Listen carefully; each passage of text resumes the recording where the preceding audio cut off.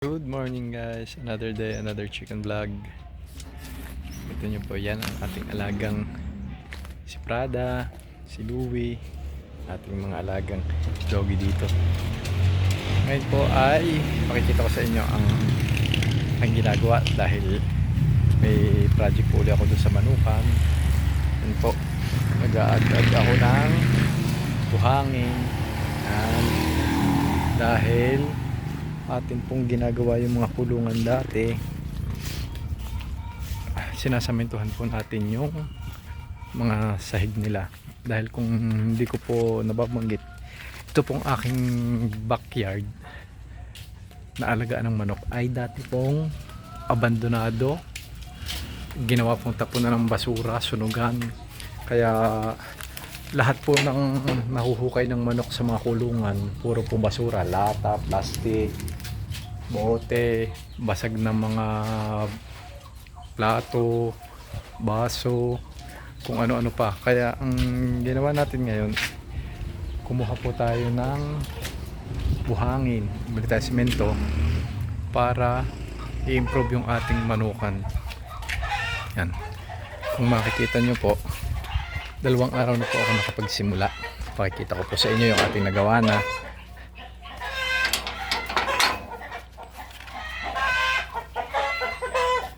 Yan po, ito pong ating kulungan ng ating 2 IG tag. Kung maalala nyo po, ito ay nandito sa sentro dahil ito po ang una kong ginawa. Sementado na po yan, natabunan ko na din po ng sementado na yan, natabunan ko na rin ng buhangin. Tapos ito naman kahapon, yan, ito naman kahapon yan. Maalala nyo, nandito yung ating 2 IG, inilipat natin dahil yun ang una natin ginawa. Tapos ito inilipat natin doon sa ibang kulungan. Tapos kahapon natapos na natin to, nalagyan na rin natin ang buhangin. Ito naman ang isusunod ko. Yan, nakita nyo po, inayos ko po ito. Dating nakadikit to dito.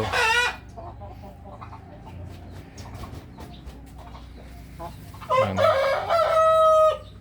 Hindi lang po ako nakapaggawa ngayon dahil ako ay nagpunta ng bayan. Bumili ako ng mga semento pa at saka ng patuka sa ating mga sisiw. Yan.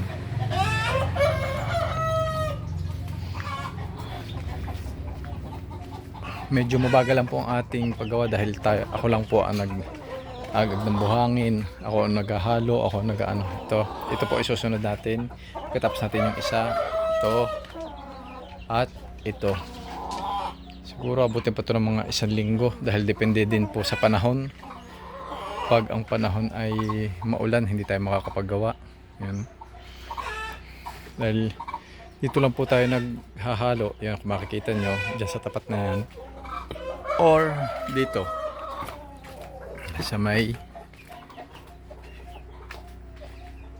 tubig natin dito. Sementado na to eh. Yan. Bale, sana pa 3 araw na ngayon, patapos na sana yun. Kaso nga, may ginawa tayo. Hindi pwedeng, hindi yun biblin. Bumili din tayo ng kalabasa para sa ating mga alagang doggy. Ito ang ating update. Tingnan nyo po. Yan. Yung ating 3 US Silky, tsaka itong isa nating hybrid or crossbreed. Yan. Tapos, kung hinahanap nyo po si Choco po ay inilipat natin dito. Yan. Ilipat po natin si Choco dito. Yan. Saka dahilan ng yung kanya pong 3 sisiw ay lumalabas ng kulungan dahil walang harang na net. Delikado po dahil may umaaligid po ditong pusa sa tanghali or sa hapon. Baka pagka hindi po natin nakita, masunggaban sila, kawawa naman. Tatlo na nga lang sila, baka mamatay pa. Kaya nilipat natin. Yan. Yan. Ito si Mira. Yan, bagal niya kumain, hanggang ngayon kumakain pa rin yan. Yan ang ating mga alaga. Si Mocha, ang ating Shamu. Yan, tapang ng mukha. Yan. Ito po ay napakasipag. Bale, mga 1 month pa lang siya nakakawalay sa kanyang sisiw. Nagsimula na uli po siya mangitlog. Kinukuha ko lang dahil nga wala pa tayong time para magpasisi uli. Madami pa tayong ginagawa dito sa ating kulungan. Ayan, si Makoy po. Update ko nga pala kayo kay Makoy. Ayan. Kita nyo yung, papansin nyo yung pinakadulo ng kanyang tuka ay medyo may itim. So naghihilom na po yung kanyang tuka. Ayan. Malakas na po ulit siyang kumain. Ayan. Okay, ganda ng tindig niya. Dahil may dugo siyang shamo. Kaya halos straight yung kanyang body. Hindi katulad ng IG or Malay na may ganyan po, may hump sa likod. Medyo may ganyan po bago pa gumanyan. Ang shamo talagang straight yan. O, kita nyo po.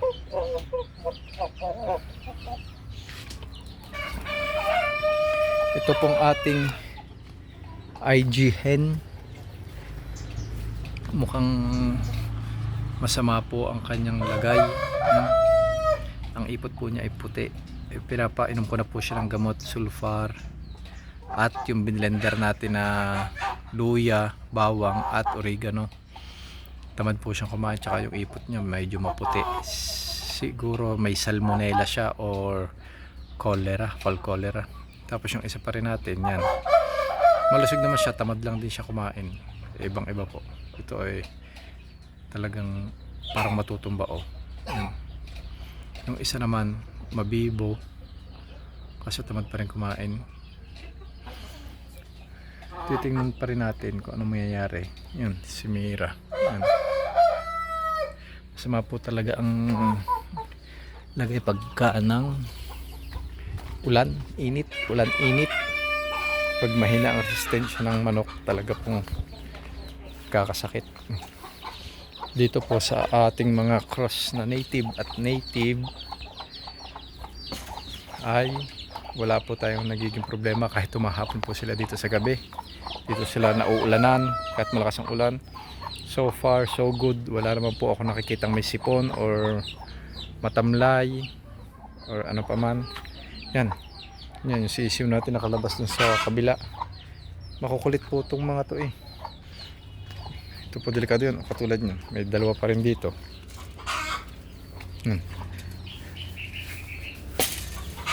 Delikado pa rin po yung mga yan dahil may mga uwak din po dito. Hindi po natin masasabi.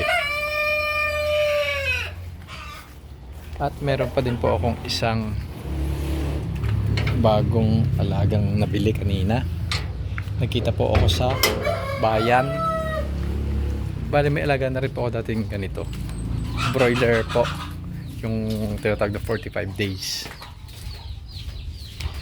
Meron na po ako dating ganito 6 months. Si Mimi, napaabot ko po siya ng malaki, ng itlog na po siya. Kaso namatay po siya dahil na heat stroke siya nung summer. Yan po. Nakabili ako ng 3 piraso. Yan.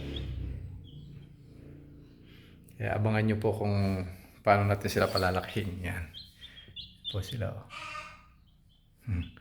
Mahilig po talaga tayo mag-alaga eh. Wala tayong magagawa.